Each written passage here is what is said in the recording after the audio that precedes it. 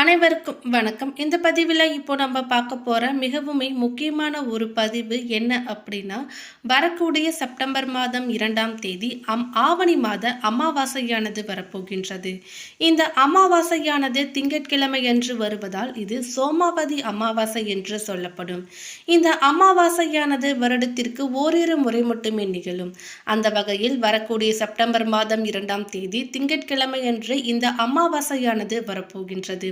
அது மட்டுமில்லாமல் இந்த அமாவாசையின் பொழுது ஏற்படக்கூடிய கிரகநிலை கிரக மாற்றங்களை பொறுத்து கடகராசிக்காரர்களுக்கு செப்டம்பர் 2ஆம் தேதிக்கு பிறகு வரக்கூடிய நாட்களானது எப்படிப்பட்டதாக இருக்க போகுது என்பதை பற்றியும், இந்த சோமாவதி அமாவாசையின் பொழுது நாம் கடைபிடிக்க வேண்டிய மிக முக்கியமான விஷயங்கள் என்னென்ன அப்படிங்கிறத பற்றியும் தான் இந்த பதிவின் மூலம் நம்ம இப்போ பார்த்து தெரிஞ்சுக்க போகிறோம்.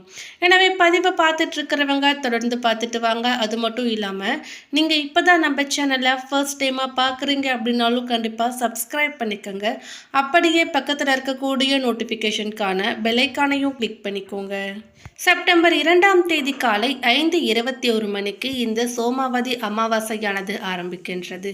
அது மட்டும் இல்லாமல் செப்டம்பர் 3ஆம் தேதி காலை 7:24 மணி வரையும் இந்த அமாவாசை திதியானது இருக்கின்றது. செப்டம்பர் 2ஆம் தேதிக்கு பிறகு புதன், சூரியன், சுக்கிரன் ஆகிய கிரகங்கள் பயிற்சிகளும் நடக்கவிருக்கின்றன. இதில் மிதுன ராசிநாதன் புதன் பகவான் கடக ராசியிலும் சிம்ம ராசியிலும் பயிற்சி ஆகிறார். கடகராசிக்காரர்களுக்கு பொறுத்தவரை உங்கள் தொழிலுக்கு சாதகமான காலமாக இருக்கும். உங்கள் தொழில் வியாபாரம் தொடர்பான பயணங்களும் வெற்றியை கொடுக்கும். வேலையில் மும்முரமாக செயல்படுவீர்கள். பரபரப்பான மாதமாக இருந்தாலும் உங்கள் செயல்கள் மூலம் வாழ்க்கையில் பல சாதகமான தாக்கத்தையும் பெற்றிடலாம். மாணவர்கள் கல்வியில் அர்ப்பணிப்புடன் செயல்பட வேண்டும். நல்ல மதிப்பெண்களையும் பெறலாம். புதிய பாடங்கள் கற்பதில் ஆர்வம் அதிகரிக்கும். கல்வி தொடர்பான முயற்சிகளில் வெற்றியும் கிடைக்கும். மேலும் குடும்ப வாழ்க்கையானது கொஞ்சம் கலவையாக இருக்கும். பலன்கள் தரக்கூடியதாகவும் இருக்கும். குடும்பத்திலும் உங்கள் மரியாதை அதிகரிக்கும் என்றாலும் ஒரு சில நேரத்தில் கடுமையான வார்த்தைகளால் வீட்டில் பிரச்சனைகள், வாக்குவாதம் ஏற்படும் என்பதால் பேச்சில் கட்டுப்பாடும் தேவை. இந்த மாதத்தினை பொறுத்தவரை காதல், திருமண உறவில் சாதகமானதாக இருக்கும். வாழ்க்கை துணையுடன் வெளிப்படைத்தன்மையுடன் நடந்து கொள்ள வேண்டும். உங்கள் துணையின் உணர்வுகளை புரிந்து கொண்டு செயல்பட வேண்டும். தேவையற்ற உணர்ச்சி வசப்படுவதையும் தவிர்க்க வேண்டும். நிதி நிலையில் சாதகமான பலன்களை பெறுவீர்கள். புதிய வருமானம் பெறவும் வாய்ப்புகள் இருக்கும். ஆனால் கொஞ்சம் போராட வேண்டியதாக இருக்கும். உங்கள் செலவு விஷயத்தில் கவனம் தேவை. உங்களால் பணத்தை இந்த மாதத்திலிருந்து சேமித்து வைக்கவும் முடியும். உடல் நலத்தினை பொறுத்தவரை கவனம் செலுத்த வேண்டும். உங்கள் உணவு பழக்க வழக்கம் ஆரோக்கியமான தொடர்பான பிரச்சனைகளுக்கு காரணமாகவும் அமையும். வண்டி வாகன பயன்பாட்டிலும் கவனம் தேவை.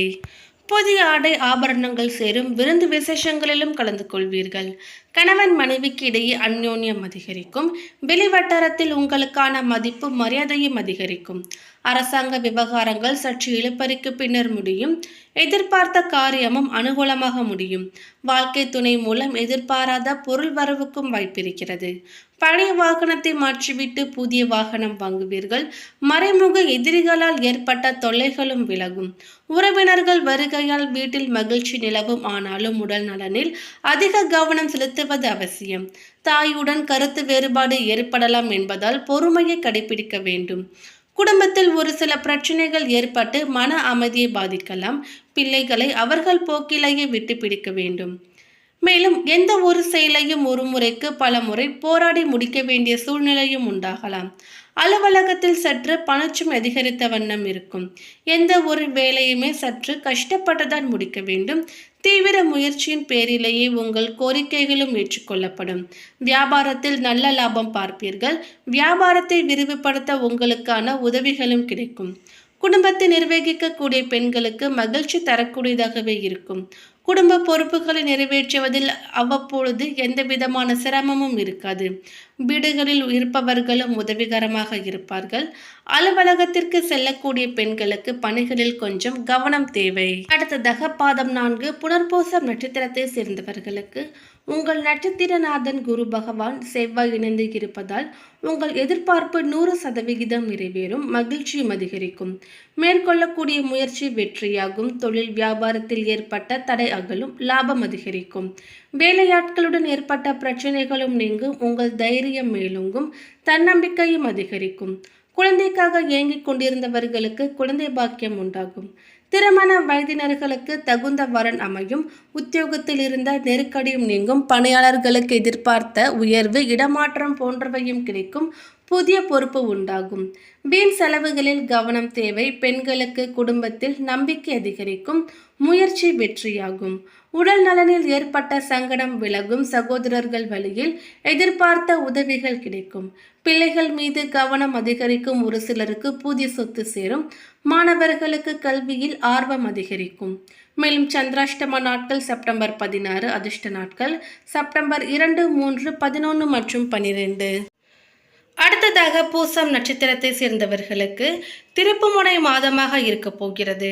கேது பகவானால் உங்கள் சுயத்திறன் வெளிப்படும். முயற்சிகளில் வெற்றி உண்டாகும். சமூகம் உங்களை உணரும். குரு சுக்கிரனால் இதுவரை இருந்த நெருக்கடிகளும் இல்லாமல் போகும். தொழில், உத்தியோகம் போன்றவற்றில் இருந்த தடை விலகி லாபம் உண்டாகும். குலதெய்வ அருளால் செல்வாக்கும் அந்தஸ்தும் உயரும். நீங்கள் யார் என்பதை நிரூபிப்பீர்கள். குரு மங்கள யோகத்தால் வருமானம் பல வழிகளிலுமே வரும். புதிய தொழில் தொடங்க நினைப்பவர்களுக்கு விருப்பங்கள் நிறைவேறும். உத்தியோகஸ்தர்களுக்கு செல்வாக்கு உயரும். வேலை வாய்ப்பிற்காக மேற்கொள்ளக்கூடிய முயற்சிகளும் வெற்றியாகும். கணவன் மனைவிக்குள் ஏற்பட்ட பிரச்சனை விலகி ஒற்றுமை அதிகரிக்கும். பெண்களுக்கு புதிய நம்பிக்கை ஏற்படும். மாங்கல்ய ஸ்தான அதிபதி வக்கிரமடைந்து இருப்பதால் கணவருக்கு இருந்த பாதிப்புகளும் நீங்கும். பிள்ளைகளால் பெருமை ஏற்படும். குரு பகவான் பார்வையால் புதிய நட்பும், திருமண வயதினர்களுக்கு பொருத்தமான வரனும் அமையும். சொத்து சேர்க்கை உண்டாகும். அரசியல்வாதிகளுக்கு பொறுப்பு தேடி வரும். மாணவர்கள் ஆசிரியர்களின் வழிகாட்டுதல்களை ஏற்பது நல்லது. மேலும் சந்திராஷ்டம நாட்கள் செப்டம்பர் 16 அதிர்ஷ்ட நாட்கள் செப்டம்பர் 2, 8 மற்றும் 11. அடுத்ததாக ஆயில்யம் நட்சத்திரத்தை சேர்ந்தவர்களுக்கு அதிர்ஷ்டம் நிறைந்ததாக இருக்க போகிறது. மாதம் முழுவதுமே குரு சுக்கிரன் சஞ்சார நிலைகளும் உங்களுக்கான விருப்பங்களை நிறைவேற்றும். கேது பகவான் உங்கள் வாழ்க்கையில் முன்னேற்றத்தை உண்டாக்குவார். நீண்ட நாட்களாக தடைப்பட்டு வந்த முயற்சியும் இப்பொழுது நடைபெறும். வரவேண்டிய பணம் உங்களை தேடி வரும். வியாபாரத்தில் முன்னேற்றம் ஏற்படும். சிறிய முதலீட்டிலும் பெரிய லாபம் கிடைக்கும். பொன் பொருள் சேர்க்கையும் அதிகரிக்கும். உங்கள் எதிர்பார்ப்பு நிறைவேறும். ஒரு சிலருக்கு புதிய இடம், வாகனம் வாங்கும் யோகமும் உண்டாகும். உங்கள் வாழ்க்கையில் இருந்த சங்கடமும் ஒவ்வொன்றாக விலக ஆரம்பிக்கும். சமூகத்தில் உங்கள் அந்தஸ்தும் செல்வாக்கும் உயரும். திருமண வயதினர்களுக்கு வரன் வரும். குழந்தைகள் குறித்த கவலைகளும் நீங்கும். ஒரு சிலருக்கு குழந்தை பேறு உண்டாகும். வேலைக்காக காத்திருந்தவர்களுக்கு எதிர்பார்த்த தகவலும் வரும். கூட்டு தொழிலில் ஆதாயம் ஏற்படும். கணவன் மனைவிக்கும் இடையே ஒற்றுமையும் அதிகரிக்கும். இழுபறியாக இருந்த பூர்வீக சொத்து உங்கள் கைக்கு வரும். தீராமல் இருந்த பிரச்சனைகளும் முடிவிற்கு வரும். மாணவர்களுக்கு படிப்பில் அக்கறை செலுத்துவது நல்லது. மேலும் அதிர்ஷ்ட நாட்கள் செப்டம்பர் 2, 5, 11 மற்றும் 14. மேலும் இந்த சோமாவதி அமாவாசை என்று தானம், தர்ப்பணம் செய்வது மட்டுமின்றி சிவ பகவானையும் அன்றைய தினத்தில் வழிபட வேண்டும். 2 சுப யோகங்கள் இந்த தினத்தில் உருவாக இருக்கின்றன. இந்த யோகங்களில் சிவ யோகம் மற்றும் சித்த யோகம் ஆகியவையும் அடங்கும். சிவ யோகத்தின் ஆரம்பம் செப்டம்பர் 2 சூரிய உதயம் முதல் மாலை 6:20 மணி வரை. இதனைத் தொடர்ந்து சித்த யோகமும் உடனே தொடங்குகிறது. சித்த யோகமானது அடுத்த நாள், அதாவது செப்டம்பர் 3 வரை நீடிக்கும். இந்த யோகமானது எந்த ஒரு வழிபாட்டிற்கும், பிரார்த்தனை, யோகா, தியானம் ஆகியவற்றிற்கு மிகவும் மங்களகரமான நாளாக கருதப்படுகிறது. இந்த சோமாவதி அமாவாசை அன்றே இந்த நன்னாளில் சிவபெருமானை வழிபட்டு சிவலிங்கத்திற்கு வில்வம் போன்றவற்றை வைத்து அர்ச்சனை செய்து வழிபட்டால் பூரண பலன்கள் கிடைக்கும்.